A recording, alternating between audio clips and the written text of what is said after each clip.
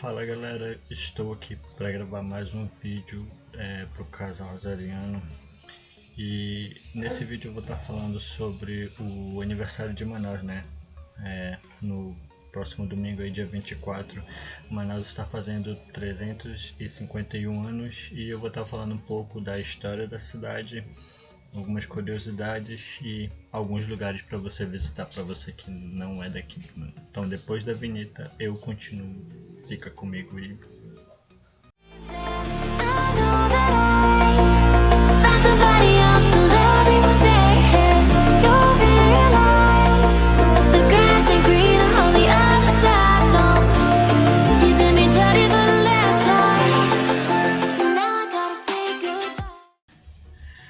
é isso aí galera. Então eu vou estar contando um pouco da história, né, da capital do nosso estado, o Amazonas. Muitos não conhecem, né, a história do nosso próprio, a nossa própria capital, né? Não sabe os nomes que ela teve ao longo dos anos, ao longo das décadas. Não sabe os motivos que levaram o nosso estado, né, a ser independente. Mas isso não vem ao caso hoje. Eu vou estar fazendo um vídeo somente falando disso aí,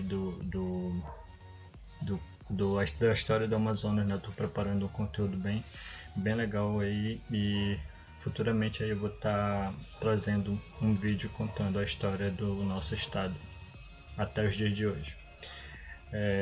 Bom, para começar um pouco, eu vou falar um pouco da história, né? Do que levou do que fez a cidade até os dias de hoje, do que constituiu a cidade até os dias de hoje.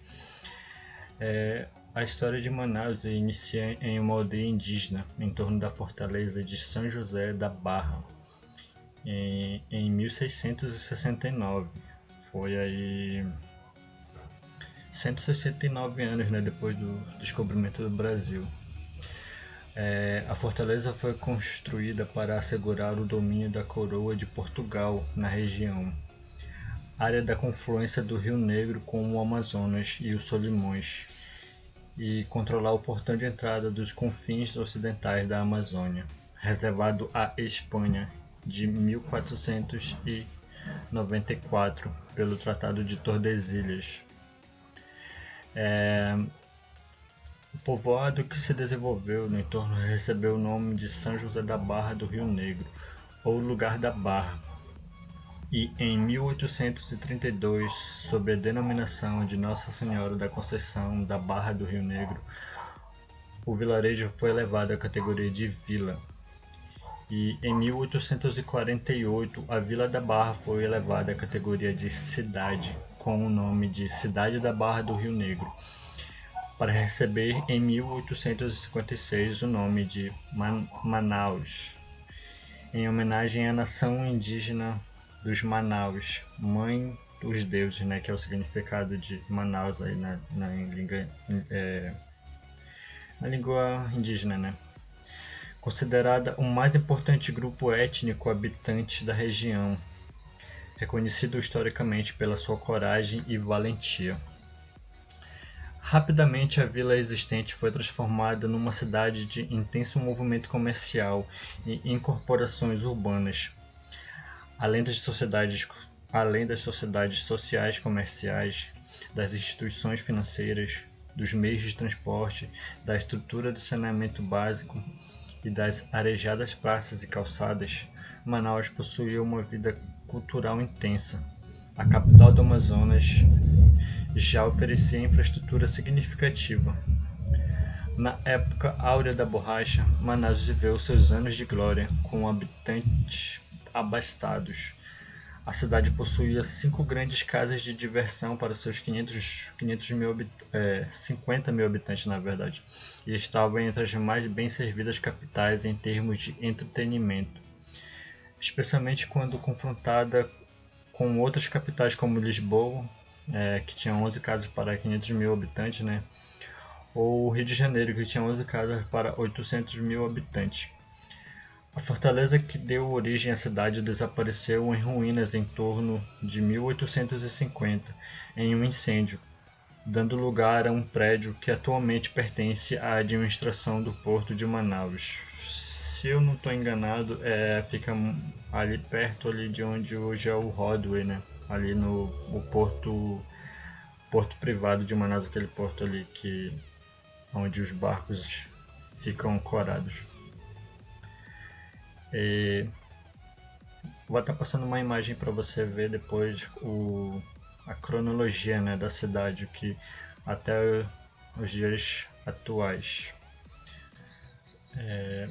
Estas foram informações da Fundação Municipal de Cultura, né, e Turismo e Eventos, a Manaus CUT, Prefeitura de Manaus. Está aqui no site Viva Manaus. E continuando aqui, vamos a outra matéria aqui da Amazônia Latitude, né, o site amazonialatitude.com, que diz assim: o Forte de São José da Barra do Rio Negro, 351 anos depois, no caso a gente está em 2021, né? No domingo, dia 24 de outubro, a cidade de Manaus completa mais um aniversário. Sua história começa com a construção do Forte de São José da Barra, como já mencionei, em 1669, para proteger a região norte da invasão dos espanhóis, né? Espanhola. E passa por momentos de prosperidade econômica, como foi o caso dos ciclos da borracha, que trouxeram muito desenvolvimento ao município, levando-o a ser conhecido como Paris dos Trópicos. Quem sabia dessa aí, que Manaus foi conhecida como Paris dos Trópicos. Manaus foi fundada em 24 de outubro de 1669 a partir do Forte de São José da Barra do Rio Negro, para demonstrar a presença do Império Português e fixar domínio na região amazônica. Antes de os europeus chegarem à Amazônia, no século XVI, diversos povos indígenas habitavam a região. Além disso, é importante ressaltar o papel ocupado por Manaus na região amazônica. A cidade, embrenhada no seio da selva tropical, esteve presente no roteiro de todas as tentativas de conquistas da Amazônia, empreendida pelo governo brasileiro. Um exemplo relativamente recente disso é a Zona Franca de Manaus, polo industrial livre de impostos que atraiu grandes empresas e ondas de imigrantes nortistas e nordestinos em busca de melhores oportunidades de vida. Nesse sentido, podemos interpretar Manaus como um polo magnético da região norte, atraindo toda a sorte de pessoas em busca de riquezas e prosperidades. Talvez o magnetismo de Manaus em relação ao norte possa ser comparado ao da cidade de São Paulo em relação ao sudeste. A produção industrial da Zona Franca representa uma fatia significativa dos empregos e do PIB em Manaus, respondendo por 30% do total. O polo industrial livre de impostos conta com a presença de grandes empresas multinacionais, como a Sony, LG, Samsung, Philips, Coca-Cola Brasil, Honda, Yamaha, Panasonic, Bic e Gillette, sendo a Argentina uma das principais importadoras das mercadorias ali produzidas.